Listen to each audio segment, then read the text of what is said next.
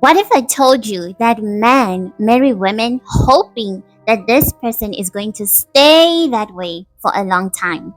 And on the other hand, what if I told you that women marry men hoping that this man is going to change? So both genders get into this invisible contract that is very much real, but the question is it realistic? And is it a healthy hope or a healthy expectation? I'm sure you already know how messy it is in the world, right? People are getting divorced left, right, and center. Relationships feel like battlefields instead of paradise. What is the problem? One of the issues are the expectations that both parties enter relationships with. So, if we review those expectations, we might have some form of a way to kind of adjust them so that you can have healthy expectations when you enter into these relationships and marriages. Or, if you have not put yourself in that situation yet, you can know how to have good judgment and avoid making decisions that are delusional or decisions that are unhealthy, right?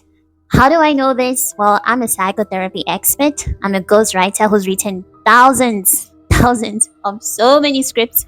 I've written a lot of best-selling books on specifically this topic.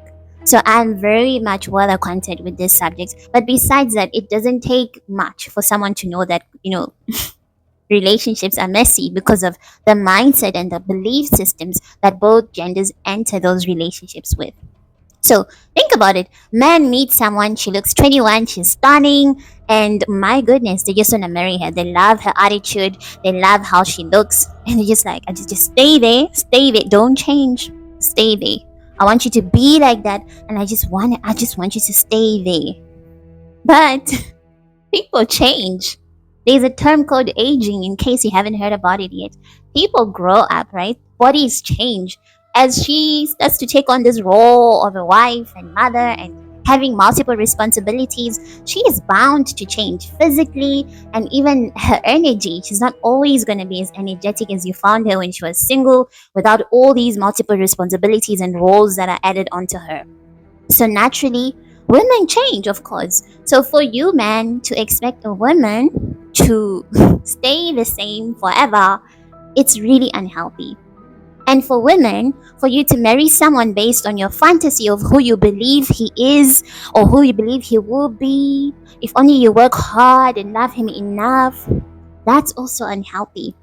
Because not everyone is capable of rising up to that potential that you see in them. So what happens? You end up marrying someone for potential, not because you love what you see, but because you love what you think you saw.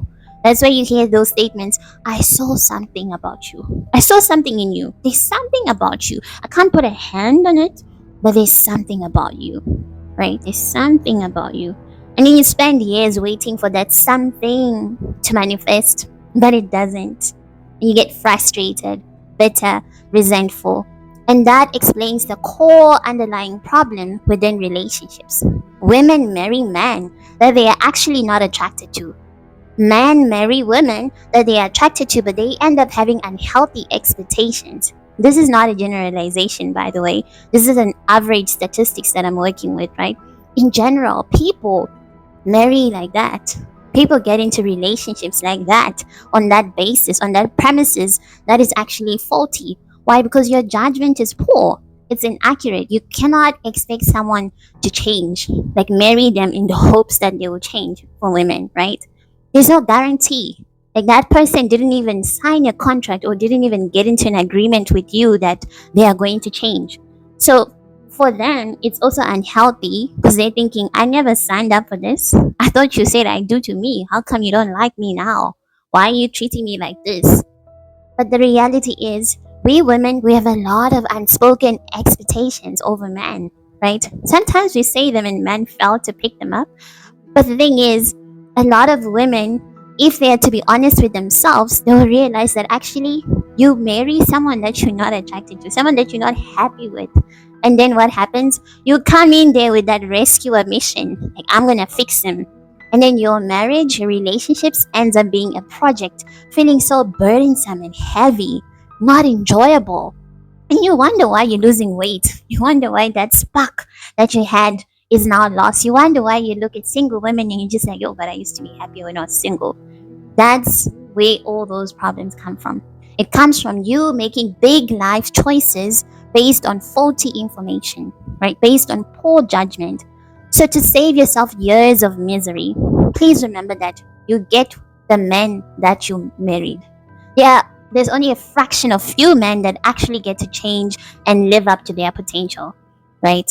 But most of the time, you get the guy that you married. He's gonna stay that way. People don't change that easily. If you think this is a lie, look at how difficult it is for you to change yourself. It's not easy to change, right? Now imagine having that expectation that somebody has to change for you. Ah, it's not gonna happen. So, to avoid being in a relationship that feels like a battlefield, man, please marry with healthy expectations. Yes, she might be stunning right now, but she's gonna change. As you start a family with her, her body is going to change, right? It's not going to stay the same. She's bringing a whole human being into this world. Have respect, right? You need to learn to love someone holistically. Don't love people for their bodies only. That's just the house that someone is staying in. Love the woman for their mind, their soul, their spirit, and their body, of course. But if the body starts to change, and then if you start to say, oh, well, I'm cheating on you because of this, you're not gonna look as pretty as the time when I married you, then that is very selfish, actually. That is very petty and childish. People change. If she was honest with you, she would also tell you that actually I could have divorced you a long time ago because you're not the man that I wished or that I fantasized that you were. But she didn't do that because she's also hoping that, okay, maybe you get there. So let's practice patience with one another in these relationships, né? And on top of that, avoid marrying people for the wrong reasons. Be honest with yourself. Don't marry potential women. Marry the man that you know that if he doesn't change, I'm still happy with the guy that's in front of me. And for men, marry someone with healthy expectations, right? Get to really learn how to have dignity and like respect for another person. Know that people change and embrace that. It's part of the cycle of life. We're not 8-year-olds anymore who's just like, no, I want this toy, let's stay that. Like, these are people. There's a term called evolution. People change. You also change. So, women, to avoid that bitterness and resentment and depression, please get the guy that you're attracted to. Don't be a fixer. You have to believe that you are worth it. So that is actually the thing. How do you get to make the right choice? How do you marry the right person? You have to first be in touch with your true worth. A lot of people marry someone because they actually don't believe that they are worthy of the guy or the girl that they like. So you have to be in touch with your own spirit and really, really dig deep within you and ask yourself, what kind of a man do I really want? What kind of a man do I deserve? And then start to act in direct proportion to that belief, right? To that statement, that answer that you come up with. If this is the man you want, start hanging around people like that. Start finding yourself around those people, right? Start being at the level and frequency of those people. That's how you get to attract that person.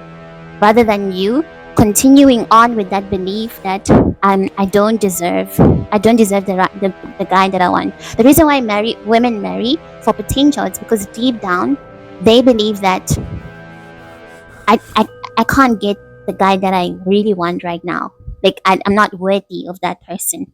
So they end up getting into these roles as fixers. But the problem with this is that if you marry a guy for that reason, he's just gonna want you because he wants you to fix him. Once he gets better, he will leave you.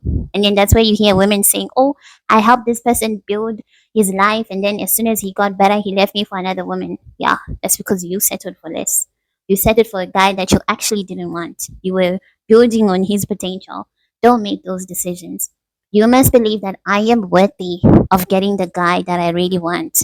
And start to mirror the behavior of that person, be that person, and then naturally you're gonna attract that person also. But if you believe that I'm not worthy of that girl, sorry, that guy that I really want, you are going to continuously chase men or go after men that are at that level, the broken men, the ones that you want to fix, that you want to turn into a project and hope that they will change. That's those are the people you're going to invest your energy and time into. So it all boils down to what you believe. For women, it's a self-esteem and self-worth issue. So if you fix that, then you stop running after potential. For men, it's a matter of just adjusting your expectations and growing up, right? Like it's common sense. People change. Learn how to love people for holistically who they are. People are not objects. They're not there to serve you. People are there to experience life with you, right? So make sure that you learn how to also serve the best interests of your partner, men, and vice versa. So, marry the person you really want. This will save you years of misery. With that said, have a good week. Join my mission. Here we grow, we outgrow our old selves, and we tap into our fullest potential. Thank you for stopping by. I hope you enjoyed the podcast.